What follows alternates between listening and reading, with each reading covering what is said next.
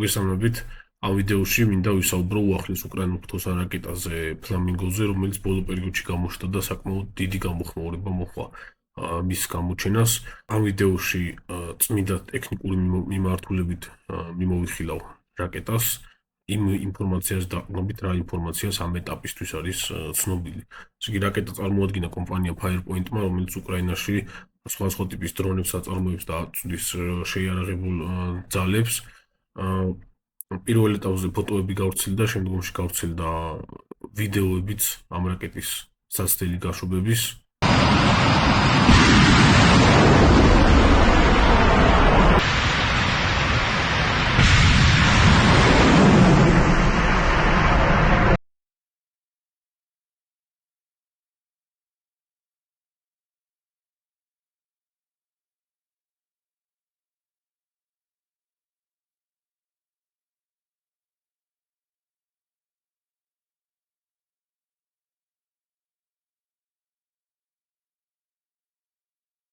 გავრცელდა ასევე ეს ვიდეო, სადაც ნაჩვენებია, როგორ ხდება წარმოება ერთ-ერთ დახურულ სავარაუდოდ მიწისქვეშა ობიექტზე რაკეტების. ესე იგი, წარმოება ამ ეტაპზე არის თვეში 30 ერთეული და იგეგმება შემოდგომის ბოლოსთვის, წლის ბოლოსთვის იგეგმება გაზრდა 7-ჯერ. ესე იგი, კლასიფიკაცია, თვითონ რაკეტის კლასიფიკაცია, ეს არ არის ტიპიური ფრთოსანი რაკეტა ან ტიპური დრონი, ეს არის დრონისა და ფრთოსანი რაკეტის ჰიბრიდი და ზოგადი გეომეტრიით, აგებულებით, მოყვანილობით ძალიან წააგავს საბჭოთა რეის DS ტიპისა და სტრიჟის ტიპის ავტონომიურ სადაზვერვო დრონებს. ამიტომ თავიდანვე ვარაუდები გამოითქვა სხვადასხვა მხრიდან, რომ შეიძლება ეს სტრიჟის მოდიფიცირებული ვარიაცია ყოფილიყო იგივე ძრავით და ასე შემდეგ, თუმცა საერთოდ სხვა ნაკეთობა არის ეს, მაგრამ აშკარად ჩანს აქ საბჭოთა ავიამშენებლობის კვალი ტექნოლოგიური გავლენა. ესე იგი, ტექნიკური მონაცემები, რაც ამ ეტაპისთვის არის ცნობილი, ეს არის 3000 კილომეტრი ფრენის მანძილი, ანუ სტრატეგიულ სიღრმეში მოქმედი შეიარაღების სისტემებში გადის ფრენისჭერი 5000 მეტრი, საბრძოლო ქობინი მუხტი 1050 კილოგრამი, მსხვერპლად ფუგასული, სასტარტო მასა, საფრენი მასა 6000 კილოგრამი, მაქსიმალური სიჩქარე 950 კმ/სთ, კრეისერული სიჩქარე 850-900 კმ/სთ, ფრენის ხანგრძლივობა 4 საათი, ფრთაშლილობა 6 მეტრი. დამიზნების სისტემა არსებული ინფორმაციით აქვს კომბინირებული GPS INS, ანუ INS ინერციული ნავიგაციის ბლოკი, შეწყვილებული კომბინირებული GPS-თან, ანუ გლობალური სანავიგაციო სისტემასთან. რაკეტის გამოჩენისთანავე გაჩნდა სხვადასხვა კითხვები და ეტაპობრივად ვრცელდება დამატებითი ინფორმაციები და ასე თუ ისე დღეს უკვე შეგვიძლია მეტნაკლებად ზოგადი ანალიზი, ზოგადი ტექნიკური ანალიზი გავაკეთოთ, თუ რეალურად რას წარმოადგენს ეს კონკრეტული რაკეტა. ესე იგი, პირველ ეტაპზე გავრცელებული ფოტოებიდან გამომდინარე, მარტივად შეიძლებოდა შედარება და დასკვნის გამოტანა, რომ ეს იყო FP5 ტიპის რაკეტის უკრაინული კონფიგურაცია, უკრაინის არმიისთვის გათვლილი კონფიგურაცია. ეს FP5 ტიპის რაკეტა კომპანია Millennium Group-მა წარმოადგინა მიმდინარე წელს 2025 წელს სამხედრო გამოფენა IDEX 2025-ზე აბუ-დაბიში და ეხლა თქვენ სულაც ხედავთ, აი ამ ფლამინგოს მცირე ზომის მცირე გაბარიტული მაკეტი იყო წარმოდგენილი. ამ გამოფენაზე ზოგადად Millennium Group-ი აქტიურად მუშაობს ახლო აღმოსავლეთის მიმართულებაზე, ასევე აფრიკის მიმართულებაზე, უკრაინის შეიარაღებულ ძალებს აწვის სხვადასხვა რობოტიზებულ სისტემებს, სხვადასხვა დრონებს და ასევე თანამშრომლობს უკრაბანპრომთან და სხვადასხვა ქვეყნებს სთავაზობს უკრაინაში შემუშავებული შეიარაღების სისტემების, სხვადასხვა ტიპის დრონების ყიდვას.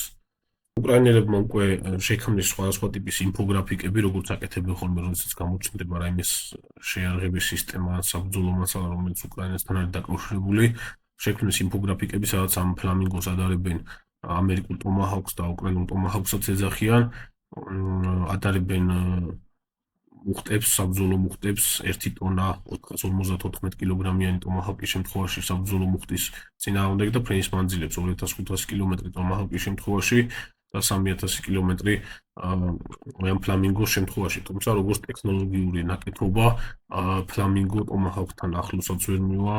ტომაჰავკი საერთოდ სხვა კატეგორიაში გადის, როგორც მაღალტექნოლოგიური ფრთოსანი რაკეტა. ფლამინგო ბევრად უფრო იაფფასიანი, ბევრად უფრო დაბალტექნოლოგიური ნაკეთობა არის, რაც ამ ეტაპზე არსებული ფოტოებიდან და ვიდეოებიდან ჩანს. ესე იგი, განვიხილოთ ზოგადი მოყვანილობა რაკეტის, აი ამ ფოტოზე, რომელიც შეგვიძლია გავადოთ მეტნაკლებად ჩანს შესრულების დონე. შესრულების დონე არ არის მაღალი ხარისხის, არ არის მაღალი დონის, საერთაშორისო დასავლურ სტანდარტებს რო შევადაროთ, ხო, სიტყვაზე იმ სტანდარტებს, რა სტანდარტებიდან მზადდება ტომაჰავკის ახალი მოდიფიკაციები, მზადდება ბრიტანული, ფრანგული შტორმშედოვრები, გერმანული ტაურუსები, არ არის ესეთი მაღალი დონის ნაკეთობა, თუმცა მთავარია საქმე გააკეთოს, მიფრინდეს მიზნამდე და მოახერხოს რუსულ ჰაერსაწინააღმდეგო თავდაცვის სისტემებთან თავის დაღწევა. ესე იგი, რაკეტის ძირითად კორპუსზე ძრავი არის ზემოდან დაყენებული რეაქტიული ძრავი, შუა ნაწილში აქვს ფრთები და უკანა ნაწილში არის ფრთასაჭეები. ფრთასაჭეების თავისთავად მოძრავი არის და ფრთებიც მოძრავი არის. აშკარად ეთყობა ფრთების ფუნქცია, რა თქმა უნდა, თვითონ რაკეტის პლანირება, იგივე ფუნქციას ასრულებს ფრთები აქ, რა ფუნქციას ასრულებს თვითმფრინავის შემთხვევაში და ძირითადი ძალური აგრეგატია ესეთი საკმაოდ დიდი ზომის რეაქტიული ძრავი. ეს არ არის ესეთი რეაქტიული ძრავი, როგორცაც იყენებენ ხოლმე ტიპიურ სიტუაციებში იყენებენ ხოლმე ფთოსან რაკეტებზე უფრო მინიატურული მცირე ზომის რეაქტიული ძრავები გამოიყენება. ამ შემთხვევაში აქ გამოყენებული არის სრულფასოვანი თვითმფრინავის ძრავი. ესე იგი, ძრავს ცოტა მოგვიანებით დაუბრუნდებით. გავაკეთოთ პატარა შედარებასავით აი ამ ფლამინგოს ტიპის რაკეტისა, საბჭოთა აი ამ სტრიჟისა და ტუპოლევის სტრიჟისა და Tu-253 რეის ტიპის სადაზვერო დრონებთან. ესე იგი, ზოგადი მოყვანილობით გეომეტრიით წააგავს შესაბამისად ძრავის ზედა განლაგება, ფრთების განლაგება მეტნაკლებად, თუმცა საერთო ჯამში საერთოდ სხვა ნაკეთობა არის, მაგრამ აშკარად ჩანს, რომ გარკვეული ტექნოლოგიური მიდგომები და ტექნოლოგიური გადაწყვეტები, რაც განხორციელებული არის აი ამ სტრიჟის და რეის ტიპის საბჭოთა ავტონომიური სადაზვერო დრონებში, გამოყენებული არის ასევე აი ამ ფლამინგოს შემთხვევაში. მოკლედ, ფლამინგოც იმ საავიაციო სკოლის პირმშუარი საბოლოო ჯამში, ანუ საბჭოთა საავიაციო ავიამშენებლობის სკოლის პირმშუარი, რომელმაც შექმნა თავის დროზე ეს სტრიჟი და ტუპოლევის სტრიჟი და რეის D, ხო? თვითონ გაშვების პრინციპით რელსური გაშვებით ხდება და გაშვება თვითონ რელსიდან, აქაც სასტარტო ამაჩქარებლით ხდება. აი ამ ფლამინგოზეც და ამ შემთხვევაში აი ამ სტრიჟის და რეისის შემთხვევაშიც. რაც შეეხება ძრავს. ძრავი, პრაქტიკულად ძირითადი კომპონენტი არის აი ამ რაკეტისა. მეტნაკლებად დეტალური ფოტოების გამოჩენის შემდეგ შეგვიძლია ჩვენ უკვე შედარება გავაკეთოთ ამ კონკრეტული ძრავის სხვა ძრავებთან და გარკვეული დეტალების დადარების შედეგად იკვეთება, რომ ეს არის საბჭოთა წარმოების I-25TL ტიპის ძრავი, რომელიც გამოიყენება ფართოდ კარგად ცნობილი L-39 ალბატროსის ტიპის სასწავლო საბრძოლო თვითმფრინავებზე.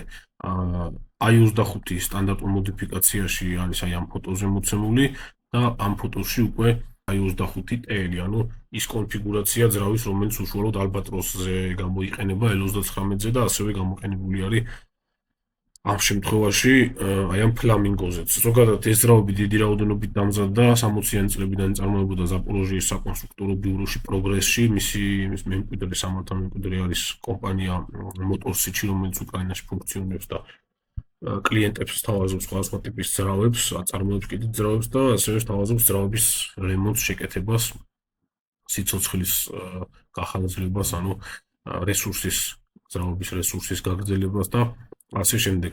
ძრავი გამოიყენება ასევე IA-42 ტიპის სატრანსპორტო სამგზავრო თვითმფრინავზე, ასევე JL, ჩინური JL8 ტიპის სასწავლო საბრძოლო თვითმფრინავზე და რუსულ ახალი ტიპის, რუსულ SR10 ტიპის სასწავლო საბრძოლო თვითმფრინავზე.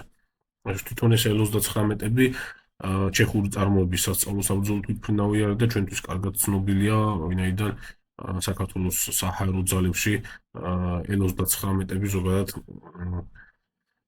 აქტიურად გამოიყენება ჯერ კიდევ 2008 წლის ომამდე იქნა შესყიდული უკრაინაში და ქართველი პილოტების მოსამზადებლად აქტიურად გამოიყენება L-39 ალბატროსები და მისი ძრავით შესაბამისად ჩვენთვის კარგად ნაცნობი არის.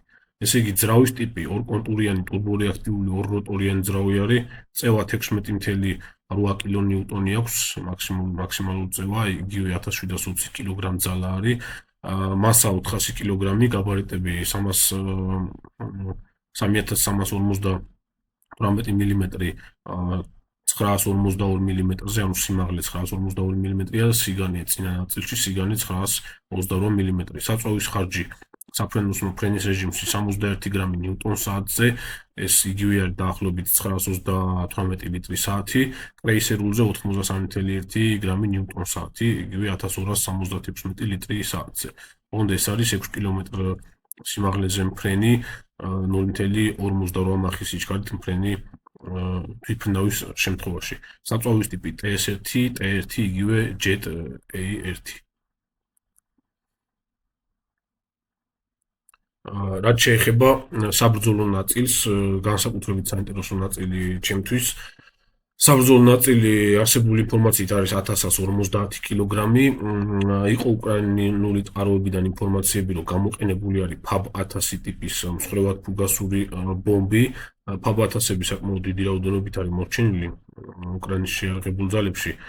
ახლა ავიაციით FAB-1000-ებს არ იყენებენ უკრაინელები, არც რუსები იყენებენ მაინც და მაინც FAB-1000-ებს, FAB-1500-ებს იყენებენ, FAB-500-ებს იყენებენ, FAB-1000-ების გამოყენება მაინც და მაინც არ ხდება.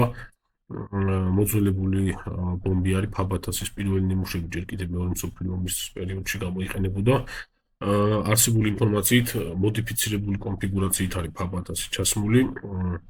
მოხსნილი ექნება თავისთავად ყუდა ნაწილი, სტაბილიზატორები და აი ამ 1150 კილოგრამიან კატეგორიაში გადის. ესე იგი, ზოგადად FAB-1000-ები, FAB-500-ებიც ეს ციფრი 500, 1000, 1500 არ ნიშნავს, რომ ზუსტად ერთ-ერთში ზუსტად ეს წონა აქვს ბომბს, ხანდახან შეიძლება რამდენიმე ათეული კილოგრამით მძიმე იყოს. ესე იგი, თვითონ პლანერის კორპუსი გარედან დამზადებული არის ნახშირბადის ბოჭკოსგან, სხვა ფოტოებზე ჩანს და ეს ასე არის ნამდვილად. თვითონ ბომბის აი ამ საბრძოლო ნაწილი ჩასმული არის მზით ჩარჩოში, რომელიც აი ეს სამფენოვანი ხრაქნებით შეკრული სალტეები არის, რომელზეც სავარაუდოდ დაფიქსირებულია უკვე შიდა სამაგრ წერტილებზე საბრძოლო ნაწილი. შუა ნაწილში აი ფრთების მიდამოებში უნდა იყოს უკვე ნავიგაცია დამიზნების სისტემა და შემდეგ უკანა ნაწილში აუზი და ზედა მხარეს უკვე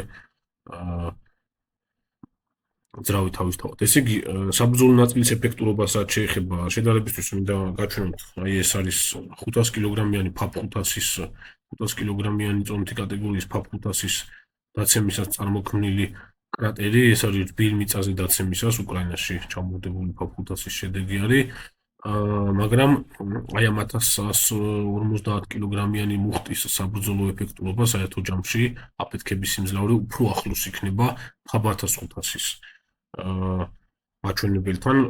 აი აქ ვიდეოში გამოჩნდება ახლა რა შედეგი აქვს შენობაზე მოხვედრის შემთხვევაში FAB-1500 ტიპის 1500 კილოგრამი წონითი კატეგორიის მსხვილად ფუგასურ საავიაციო ბომბს. და ნუ აი ამ ფლამინგოს მოხვედრისას წარმოქმნილი აფეთქების სიმძლავრეც დაახლოებით ასეთი იქნება მიზანზე.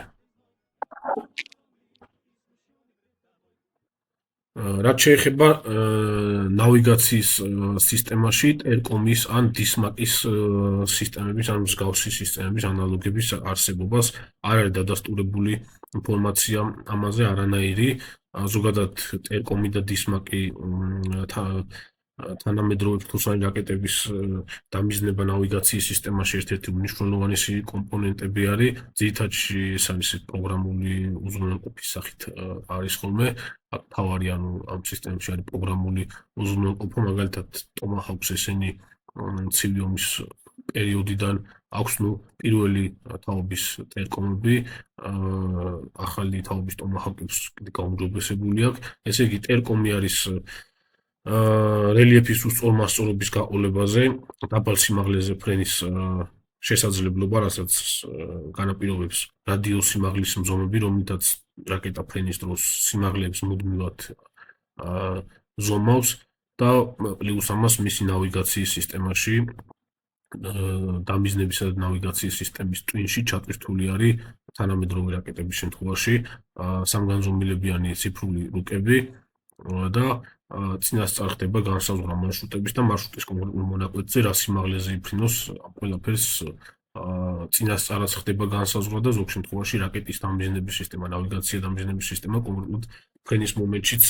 განსაზღვრავს როგორც წესი. ესე იგი დისმაკის სისტემასაც შეეხება, ეს არის ნავიგაციის სისტემა, რომელიც ლანდშაფტისა და ზოგადად რელიეფის ზედხედის ფოტოების დადარებას ახდენს, ანუ იმ არეალს, რა არეალზეც ხდება რაკეტის გადაფრენა, იმ არეალზე მომენტალურად ახდენს ფოტოების გადაღებას და აკეთებს მის დამიზნების და ნავიგაციის ტვინში არსებული მონაცემთა ბაზაში არსებულ ფოტოებზე დადარებას და დისმაკის არსებობის შემთხვევაში ასეთი ფრთოსან რაკეტებს შეუძლიათ მიზნამდე მიფრენა GPS-ის გათიშვის შემთხვევაში ან ჩახშობის შემთხვევაშიც. სავარაუდოდ ჩემი აზრითაც არც ერთი აქედან არ უნდა ქონდეს ამ ფლამინგოს ტიპის რაკეტებს, თუმცა ეს არ არის ისეთი ტექნოლოგიები, რადგან უკრაინის სამხედრო სამრეწველო კომპლექსს ცდომა არ აქვს, აქვთ მათ ეს ტექნოლოგიები და შესაძლებელია გარკვეული მოდიფიცირების შემთხვევაში მისი ინტეგრაციაც აი ამ ფლამინგოს ნავიგაციის სისტემებში, ტერკომის და დისმაკის. ესე იგი, მედეგობა საჰაერო თავდაცვის სისტემების მიმართ განსაკუთრებით საინტერესო თემა არის და მრავალი კითხვები არის ამაზე ბოლო დღეებში. ეს ძალიან ბევრ დეტალზე არის დამოკიდებული და ამ ყველაფერს განაპირობებს ანუ ის თუ კონკრეტულად რომელი საჰაერო თავდაცვის სისტემაზე იქნება საუბარი კონკრეტულ სიტუაციაში ამ ფლამინგოს ჩამოგდებას რომელი საჰაერო თავდაცვის სისტემით დააპირებენ რუსები რაღაც კონკრეტულ მიმართულებაზე. ძირითადში სისტემები, რომლებსაც მისი ჩამოგდება შეუძლიათ, ეს არის TOR M1, TOR M2 ტიპის სისტემები, Pantsir S1 ტიპის სისტემები და S300, S400. გააჩნია აქაც რა სიმაღლეზე იფრენს ეს ფლამინგო კონკრეტულ სიტუაციაში რა მიმართულებაზე იქნება მკვდარი ზონები, არ იქნება მკვდარი ზონები, რომელი საზენიტო სისტემა იქნება განლაგებული, როგორი კონფიგურაციით და ასე შემდეგ. ზოგადად ჩამოგდება არ ჩამოგდების საკითხი დიდწილად არის დამოკიდებული იმაზე თუ რადიოლოკაციურ სადგურზე როგორ ჩანს ფრთოსანი რაკეტა, თანამედროვე ფრთოსანი რაკეტები, მაგალითად Storm Shadow-ები, გერმანული ტაურუსები გამოირჩევა ძალიან დაბალი რადიოამრეკლი ზედაპირებით მისი ფიუზელაჟის დამზადებისას გამოყენებული არის სტრეს ტექნოლოგიები. ეხლა ეს ტექნოლოგიები ფლამინგოს ვერ იქნება, იმიტომ რომ არ არის რაღაცა ძალიან მაღალი ტექნოლოგიური ნაკეთობა ფლამინგო. რადარ cross section-ი, ანუ რადიოამრეკლი ზედაპირები, აი ამ შემთხვევაში F-35-ის მაგალითზე ხედავთ, როგორ გამოისახება რადიოამრეკლი ზედაპირები 360 გრადუსიანი, 360 გრადუსით ფინალის ფიუზელაჟის გარშემო. ესე იგი, რადიოამრეკლი ზედაპირზე არის დამოკიდებული, ასევე არის დამოკიდებული იმაზე, ექნება თუ არა რაიმე ტიპის გამომსხივებელი ბორტზე, ასევე დამოკიდებული არის იმაზე, ექნება თუ არა საბორტე რეპ სისტემა, რაღაცა ტიპის საბორტე რეპ სისტემა, რომელიც სიტყვაზე საჰაერო თავდაცვის სისტემებისთან გაშვებული რადიომართვადი რადიოლოკაციური დამიზნების ან სითბური დამიზნების რაკეტებისგან თავდასაცავად აი ეს რეპ სისტემა, საბორტე რეპ სისტემა გამოიყენებს თუ არა სხვა ტიპის სითბურ ხაფანგებს, სხვა ტიპის ალუმინის ჩაფებს, ისეთებს, როგორებიცაც აქვს მაგალითად რუსულ ხ-1 ტიპის ფრთოსან რაკეტებს. ან ექნება თუ არა ისეთი საბორტე რებდაცვის სისტემა, რომელიც სიტყვაზე აი ამ რაკეტის რადიოლოკაციური სადგურიდან რაკეტის დასხივების შემთხვევაში მოახდენს ცრუ ელექტრომაგნიტური ველების შექმნას რაკეტის გარშემო და მაქსიმალურად გაართულებს მასზე რადიომართვადი და რადიოლოკაციური დამიზნების რაკეტების გამიზნოს. ნუ ეს ამ შემთხვევაში სითბურ რაკეტებზე ეს არ არის. მოკლედ სანამ ესეთი დეტალები არ გვეცოდნება, პლუს ამას სანამ არ დაგროვდება გარკვეული რაოდენობა და გაშვებები არ მოხდება რუსული ობიექტების წინააღმდეგ და არ იქნება რაღაც ჩამოგდებულ რაკეტებზე და გამძვრალ რაკეტებზე ხო საჰაერო თავდაცვის სისტემაში გამძვრალ რაკეტებზე ინფორმაცია ამ მიმართულებით რაღაცა დასკვნების გამოტანა, ანუ ამ ეტაპზე რთული არის და არც იქნება დიდად სწორი. ესე იგი სასტარტო ამაჩქარებლის საკითხი, ეხლა აი ამ მომენტში ვიდეოზე ხედავთ, რომ გაშვება ხდება სასტარტო ამაჩქარებლით, იგივე პრინციპით ხდებოდა გაშვება აი ამ რეისის და სტრიჟის ტიპის სადაზვერო უპილოტო საფრენი აპარატებისაც, საბჭოთა რაც არის და იგივე არის გადმოტანილი, იგივე პრინციპი არის გადმოტანილი ფლამინგოზეც. არსებობს ეჭვები, ვარაუდები და მეც ვფიქრობ, რომ ეს ასე უნდა იყოს, სასტარტო ამაჩქარებელი სავარაუდოდ გამოყენებული უნდა იყოს S-200-ის ტიპის საზეიმტო სარაკეტო სისტემის 5W28 ტიპის რაკეტიდან მოხსნილი, ან შეიძლება იყოს 3M8 ტიპის კრუგის ტიპის საჰაერო თავდაცვის სისტემის რაკეტიდან მოხსნილი სასტარტო ამაჩქარებელი. ეს გვერდზე პატარა წვრილი რაკეტის მსგავსი მოყვანილობის ელემენტები რაც არის, ესენი არის სასტარტო ამაჩქარებელი, რომელიც რაკეტის გაშვების შემდეგ სცილდება. ამ შემთხვევაში ფლამინგოს შემთხვევაში 9-10 წამში სცილდება და შემდგომ ირთვება ეს ძირითადი რეაქტიული საავიაციო ძრავი. რაც შეეხება მოქმედების მანძილს, 3000 კილომეტრიანი მოქმედების მანძილი საკმაოდ დიდ სივრცეს ფარავს, პრაქტიკულად ამ სივრცეში რუსეთის ტერიტორიაზე ამ სივრცეში ხდება იმ სამხედრო ინფრასტრუქტურის და სამხედრო ეკონომიკური ინფრასტრუქტურის ძალიან დიდი ნაწილი, რომელიც ჩართულია უკრაინის წინააღმდეგ ომში. აქეთ ტიუმენის მიმართულებას, ომსკის მიმართულებას ფარავს ეკატერინბურგი, ჩელიაბინსკი, ყაზანის მიმართულება, ნუ მოსკოვი, სანქტ-პეტერბურგის მიმართულება თავისთავად სრულად ფარავს კავკასიას, ასევე რა თქმა უნდა ჩრდილო კავკასიას, სრულად ფარავს იმ საარმიო გაერთიანებებს, რომელიც პრაქტიკულად იმ საარმიო გაერთიანებებს ყველანაირ სივრცეში და ყველანაირ სიღრმეში, რომელიც პრაქტიკულად ჩართული არის უკრაინის წინააღმდეგ ომში, თუმცა აი ამ ფლამინგოს ტიპის რაკეტის ძირითადი მიზნები მაინც უფრო სტაციონარული ობიექტები იქნება, სამხედრო სამრეწველო ობიექტები, მაგალითად ისეთი როგორც არის ალაბუგაში არსებული დრონების წარმოებელი ქარხანა, სადაც აი ამ გერანი 2-ის ტიპის კამიკაძე დრონებს აწარმოებენ, ანუ რუსულ კლონებს ირანული შაჰიდის ტიპის დრონებისა. და ასევე ათასობით სხვადასხვა ენერგო ობიექტი რუსეთის ტერიტორიის სიღრმეში. აქვე მინდა შევეხო კომპანია Firepoint-ის სხვა დრონსაც FP1 ტიპის დრონი, რომელიც აქტიურად გამოიყენება ბოლო პერიოდში. გავრცელდა ინფორმაცია, რომ ამ დრონის ფრენის მანძილი არის 1600 კილომეტრი, დღე-ღამის განმავლობაში წარმატება აქვს 100 ერთეული და მუხტი არის 70-90 ერთეული. გავრცელდა ასევე კადრები, როგორ ხდება ამ დრონების დაჯახება სხვადასხვა ენერგო ობიექტებზე. საკმაოდ დიდი რაოდენობით ამზადებენ, 100 ერთეული კარგი რაოდენობა არის 1600 კილომეტრამდე ფრენი დრონისთვის, კომპოზიტური მასალებით აგებული ფიუზელაჟი აქვს.